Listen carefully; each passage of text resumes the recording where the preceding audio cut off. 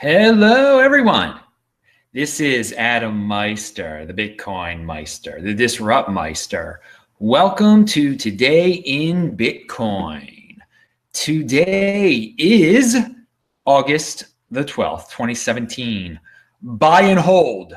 Resist that temptation to sell at these high prices, people. This is when you really have to have a strong hand. Get rich by desiring little. Pure commitment to Bitcoin. All right, cryptohwwallet.com. Check them out. Get your Trezor, Ledger Nano, all that good stuff, and the awesome leather cases for your storage devices. I'm holding one here now in Dublin, Ireland, and you are going to see me right now with it in my hand, a leather case for a storage device. Yes, it's dark. They say Crypto HW Wallet on them. They're really cool, and they're available at cryptohwwallet.com. We have a lot to discuss on today's show. So let me close that window real quick, and let's get this party started, as they used to say in some other decade. All right, so thanks for the person who sent me Dash a few days ago. And I want to say today I was at a financial event in Dublin, Ireland.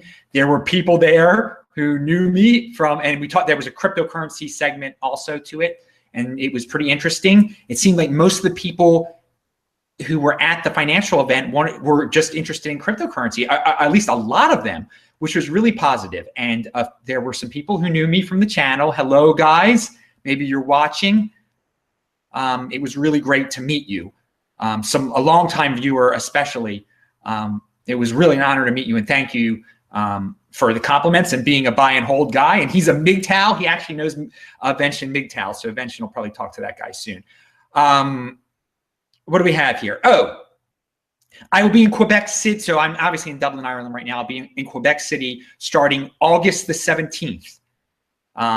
You know, if you want to hang out, email me at adam@trezorhelp.com and we can set something up. It's going to be I'll be there a month, so hey, it's going to be cool. Hey, the strong hand is really paying off lately, isn't it, everyone? I mean, Bitcoin almost got up to $4,000 today, and that's pretty exciting. And if you're happy, it's probably because you held on to your Bitcoin and you never panicked. You had a strong hand. By the way, we had a great This Week in Bitcoin yesterday. Francis was on, Simon Dixon. A new guest from South Africa.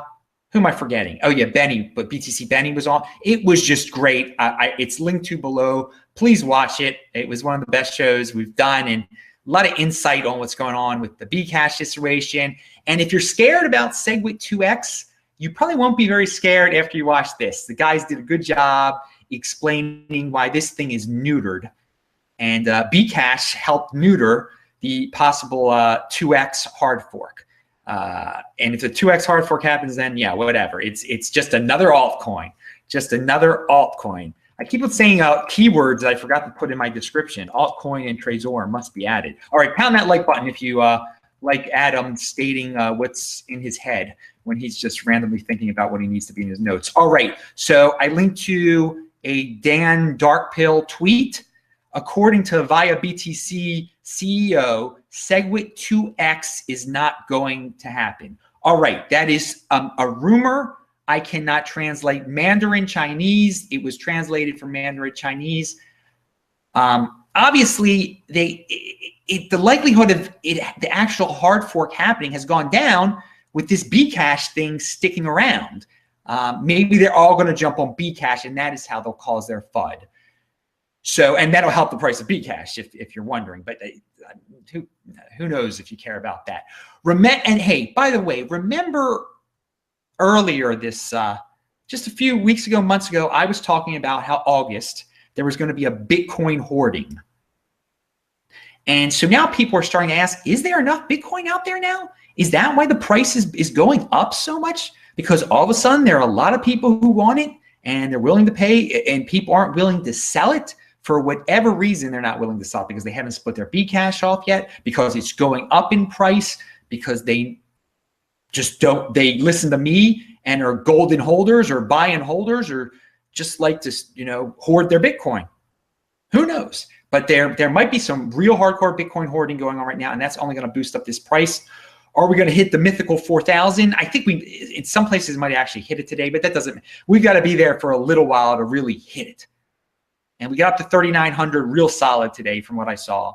So to hit 4,000 so fast, it makes you feel good. It makes you feel real good. All right, someone just sent $5 over there in the chat. I got to recognize them. Angry Artichokes. Wealth consists not in having great possessions, but in having few wants. Wow. Wise words right there, people. Possessions, they don't mean a thing. But if you're satisfied, if you don't want things, if you're disciplined, and you don't desire what another man has, if you don't give into society, to the hyper-consumerism and want to buy every single thing, you have true wealth, and you have, self-control. I wanted to show, when I arrived at the airport, they had this banner for me here. It says, "Welcome Bitcoin Meister," and it's got like a pound that like button thing there. You see, there's a thumbs up. And it's hard to see, but it was really nice. I mean, that's really nice to have a welcome back. When you get off the plane, and trust me, there was a lot of plane drama thanks to WoW Airlines canceling my flight and making me a day late. But to get here in Dublin, in lovely Dublin, Ireland, where people are very nice, and see that sign when I got off the plane, I wanted to show it. I didn't, obviously this week in Bitcoin, I didn't have time to show it, but the people who did that are very, very nice people, are fans of the show, obviously very generous people. And they were, if you were at the event today, you met them, just good people here in Dublin. And again, the person who, allowed me to go to this event today is an awesome dude. He actually gave me a silver dollar present. I have it right here. So now look, guys, I have a silver coin for all these people who wanted, ask, do you have precious metals? Well, yeah, it's a silver coin apparently. So that's really cool. All right, so back to the show. All right, Tor Demeester has a tweet out there. Coinbase saw a 10x year-over-year volume increase. Heard similar rumors from several Western exchanges, Japan, South Korea, and even higher multiples. Okay, and this was actually in response to another tweet that says, Coinbase exchanged 5 times more digital currency in the first half of 2017 than it did in all of 2016. Okay, so there's a lot of Bitcoin action going on. There's a lot of cryptocurrency action going on. I mean, today you could feel the interest. There were a lot of newbies around and just people want to get into this thing. They've heard about it. CNBC is saying lots of good things about it. We'll get into later in the show who else is talking about it. Some funny dudes out there. Pound that like button, people. Thank you very much for watching. I guess this is a good time where a lot of people watch. It's 8 o'clock out on the East Coast. Here in Dublin, it is 1 in the morning. Great. I'm up all the time. All right, here is now everyone knows this already, but I wanted to comment on it. A tweet that says Bitfinex is suspending trading of ICO tokens generally in response to the SEC for U.S. customers. All right, I mean, this was bound to happen. I just wanted to say the United States is looking into regulating ICOs or whatever, and so these exchanges that deal with ICOs don't want to deal with United States citizens anymore because they don't want to get in trouble with their government. This is just something to consider when you hear someone say, well, the U.S. government will get involved, so be prepared. And some people are like, oh, no, why would the U.S. government try to regulate this? It's in a different country. Well, they have their ways. Now, I'm not saying get paranoid about the U.S. government like shutting down Bitcoin because they can't do that. But they do scare financial institutions. Financial institutions that are trying to stay like 100% legitimate, they don't mess with the U.S. government. So I was thinking about the other day, Litecoin, and it's I'm not an ICO fan. I don't think I think people should learn from losing money. They shouldn't be forced by their governments not to do something. They should lose their lesson by losing money and then they should not be bailed out by our government or by, maybe they can ask a friend for some money, but I'm not here to bail them out. I'm, if you refuse to listen and learn the lesson the hard way, but the government shouldn't be making stuff like that virtually illegal or thinking about it. Anyway, is Litecoin and Bcash, how do they relate to each other? I mean, I noticed at one time when one went up, one went down. Logically, that should happen because they're vying to be the backup of Bitcoin. Which one is going to be the backup of Bitcoin? I mean, Litecoin obviously is that one, but you've got Bcash trying to use that name. So, but Bcash isn't trying to paint itself as the silver either. So those two coins shouldn't be going up at the same time in a sense. They really are very similar to Bitcoin, and do have, right now they're faster or something like that. So anyway, I mentioned on the this week, and so keep an eye if one goes, if they start to not follow each other in price.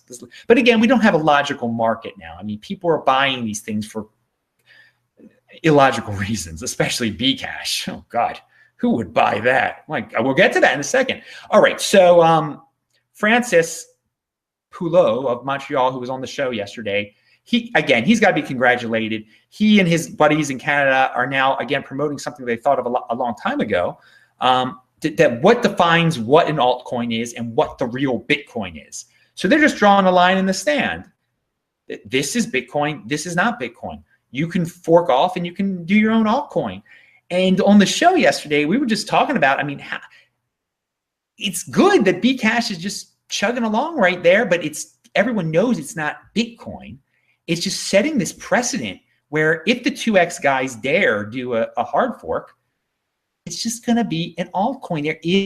It's not contentious. No one has a claim to Bitcoin, but the real Bitcoin now. And it's for various reasons. It's because people who know what they're talking about are going to call Bitcoin, Bitcoin, but also the people who have no idea what the heck is going on are just going to call Bitcoin, Bitcoin also. And if they see something called Bitcoin Atom, they're going to be like, what the heck is that? Or I'm a little confused, but I already have this Bitcoin from Coinbase. So we've lived through this. We experimented with this, and it is a unique way to distribute your altcoin. You can't deny that. And the more the merrier. Again, if I discussed this back in March when I came up with the friendly fork concept, that there should be coins that if they think they can compete with Bitcoin, then fork off of Bitcoin and do your best. But you're going to be an altcoin anyway, but you're going to get yourself distributed in a pretty cool way for free.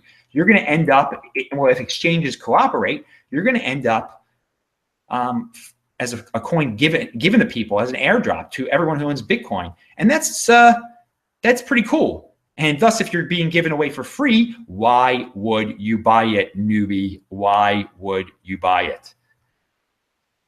Anyway, and I don't care if it goes up in price. Actually, I do care if it goes up in price because I still haven't split mine yet. So whatever, that'll be nice.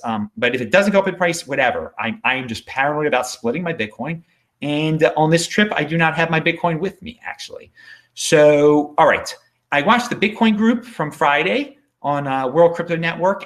And one cool thing, they were talking about the Lindy effect. And the Lindy effect is a concept that the future life expectancy of some non-perishable thing, like a technology or an idea, is proportional to their current age, so that every additional period of survival implies a longer remaining life expectancy. So they were talking about Bitcoin, saying, Bitcoin has survived this long. It's going to survive a lot longer because everyone keeps on thinking it's going to die. And the longer you survive despite the odds, the longer you're going to last, is what they're saying in this Lindy effect. And I actually see that with Bcash. I mean, a lot of people were seeing Bcash is going to, drop to $5, including myself. I thought it would drop to $5 and at least in 72 hours after it was created, and it didn't.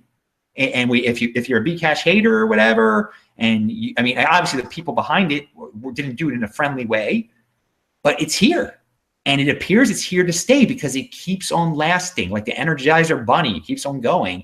And it's sticking around 0.08 or 0.1 or 0.09 BTC, whatever the heck it is. So I thought of the Lindy effect for that, actually. BTC-E, the exchange that disappeared, they got shut down, I don't know what happened. Well, now there are rumors that it's coming back and that they're going to issue tokens from this. Well, one, we already know, don't store your, never store your coins on an exchange, okay? Lesson, if the government shut this down and they're going to operate it again, and they're the ones who want to operate this now, play with BTC-E. It could be just a way for them to, because people, the rumor is the reason the BTC-E got shut down was because of money laundering.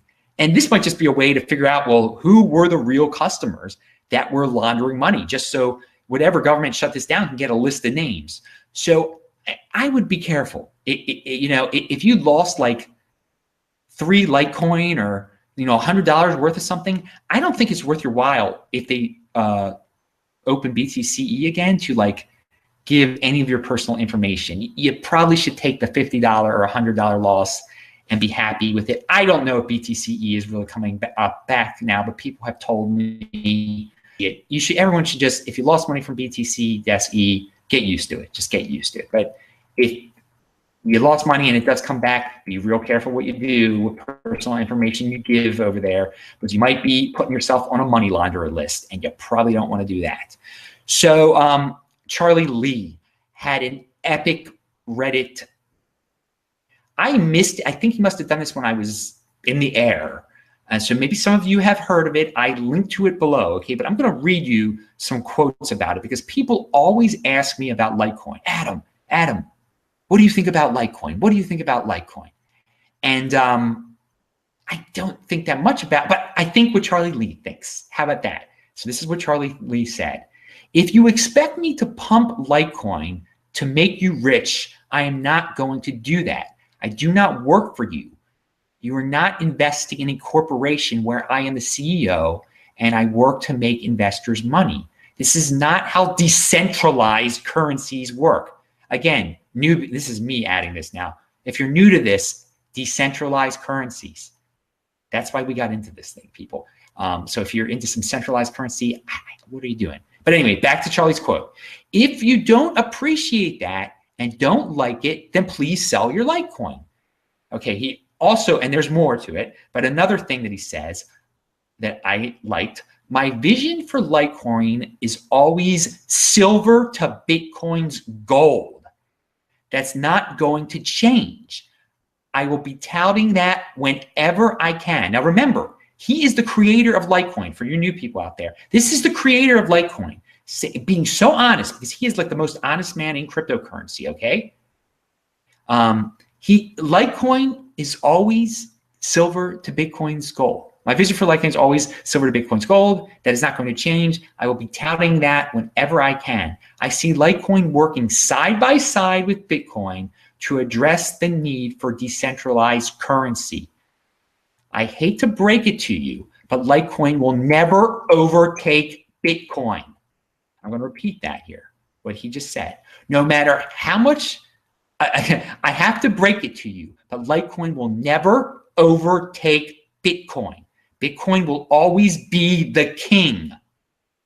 Again, this is the founder of Litecoin saying this. Bitcoin will always be the king. No matter how much I want that to change, it's not going to happen.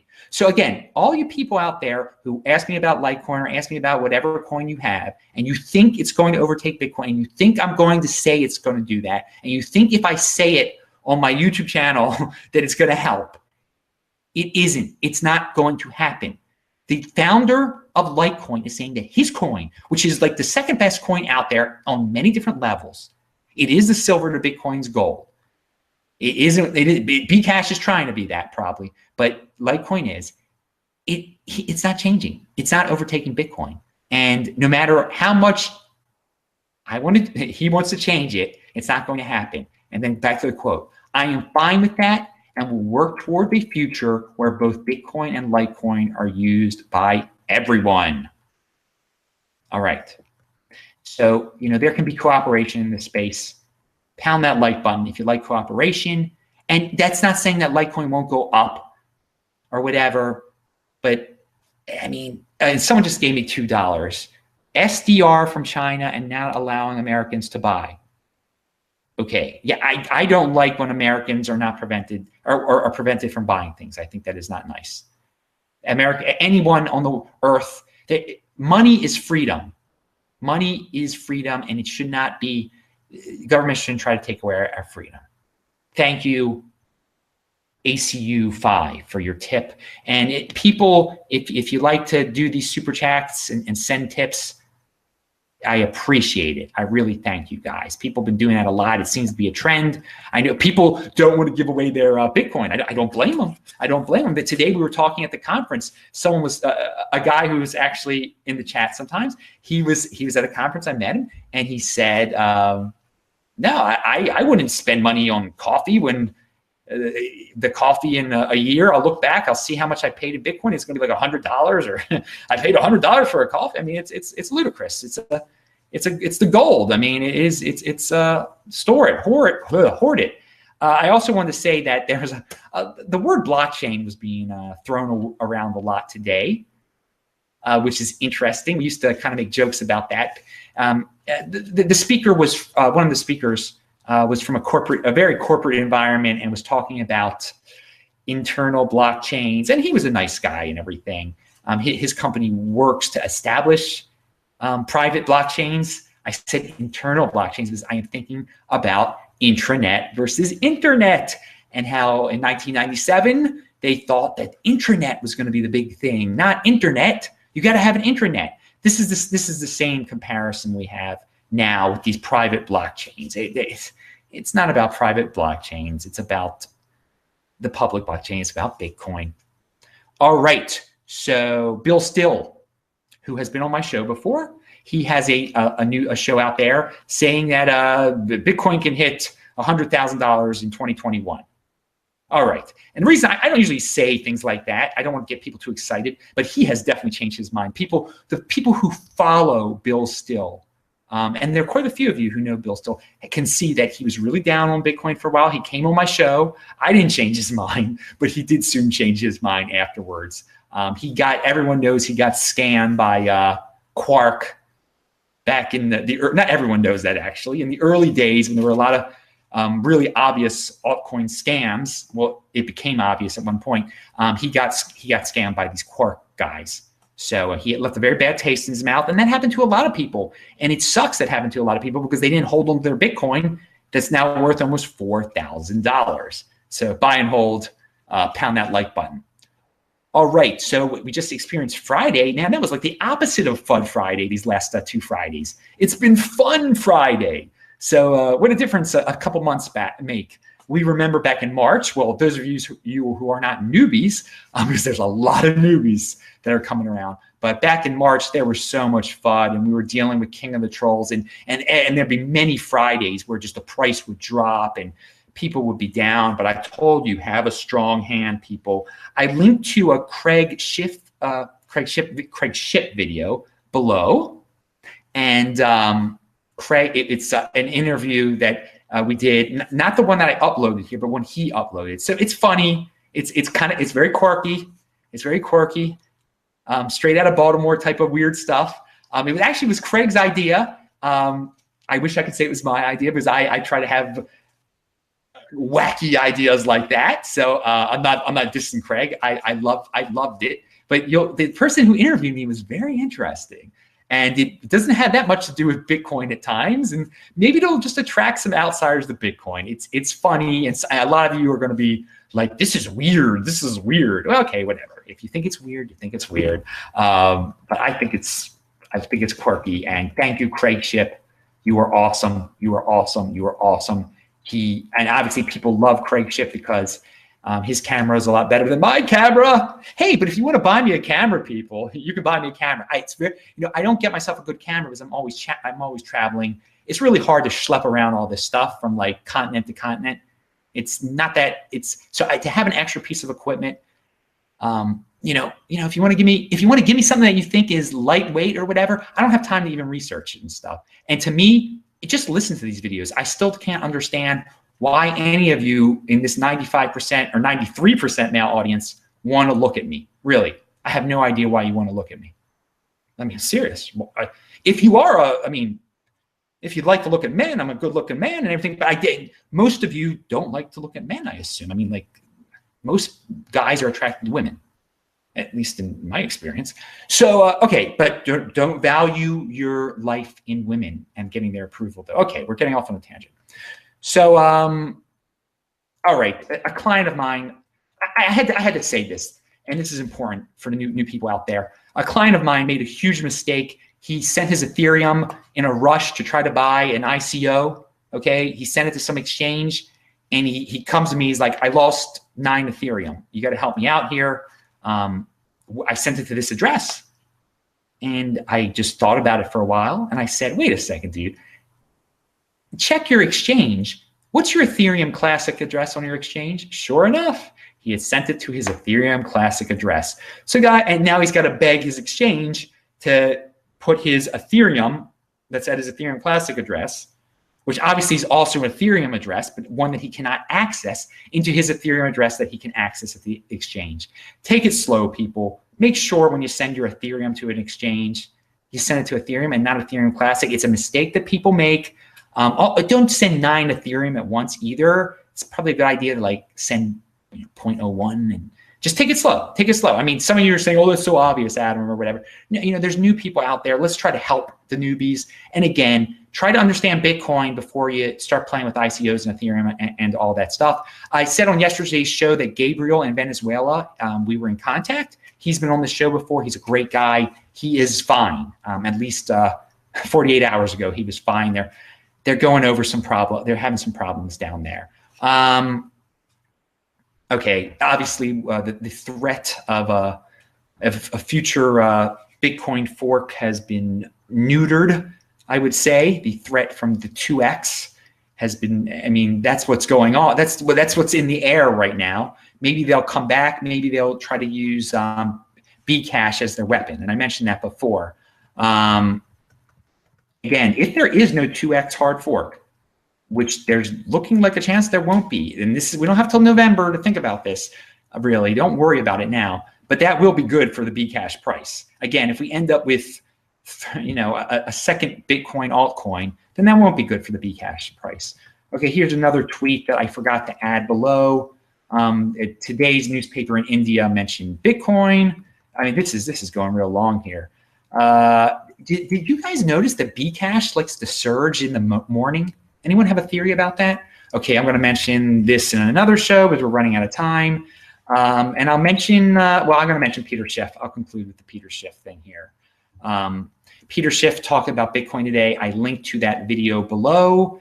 And he was just saying that he thinks that gold, that gold could pop the Bitcoin bubble. He's always talking about that. And he was kind of angry, it seemed like, or frustrated that CNBC is talking a lot about Bitcoin in a very positive way, or at least he felt CNBC was. He said he admitted that some of his clients are cashing out their funds with him and buying Bitcoin. I mean, that's bullish right there. And it's good that Peter can admit that. I mean, I don't think Peter is a bad dude. I don't think he is a bad dude. I think he did admit a little bit that he is biased toward gold. I don't think he's a bad dude. I just think he's stubborn. He's very stubborn. And a lot of our people are stubborn. I'm Adam Meister, the Bitcoin Meister, the Disrupt Meister. Remember to subscribe to this channel, like this video, share this video. Do check out the notes section below. I got a lot of material for tomorrow, so tune in tomorrow. Pound that like button. I will talk to you guys later. Bye-bye.